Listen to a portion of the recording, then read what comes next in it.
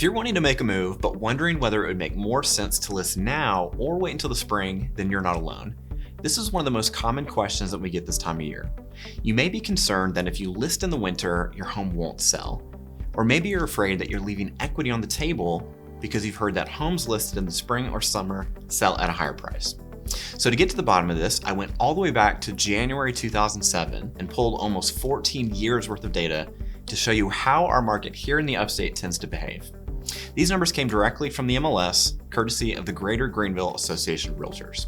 First, let's look at how new listings by month changes throughout the year.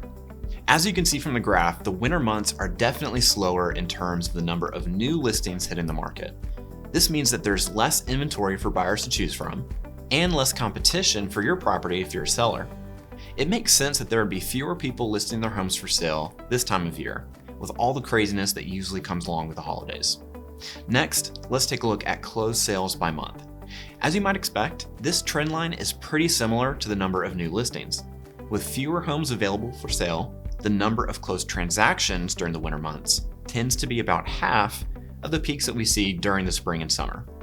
So at this point, we've established that there are fewer sales that take place this time of year, but what we really care about is how quickly your home might sell and how much it might sell for. Let's take a look at the average days on market. As you can see, there's a bit of a fluctuation, but it's not as dramatic as you might expect. Over the last several years, the difference between time on market has only varied by 10 to 20 days from winter to summer. So while it's currently taking just under 50 days for homes to sell on average right now, I'd expect to see that number rise to somewhere in the low 60s by the middle of next year, if the trend continues. Finally, let's look at the percentage of list price received, or the sale to list price ratio. And this is most likely the number that will have the most direct impact on your decision of whether or not to wait a few more months before listing your home. As you can see, the average percentage of list price received has been inching upward pretty consistently for the last 8 or 9 years, and currently sits just below 99%. Over the last several years, the variance from winter to summer has been 1% or less, sometimes as low as half of a percentage. As you can see, whether you list in December or June doesn't make much of a difference in our local market. If you have the time to wait, and you feel like spring or summer months would be more convenient for you anyway, then you may want to wait.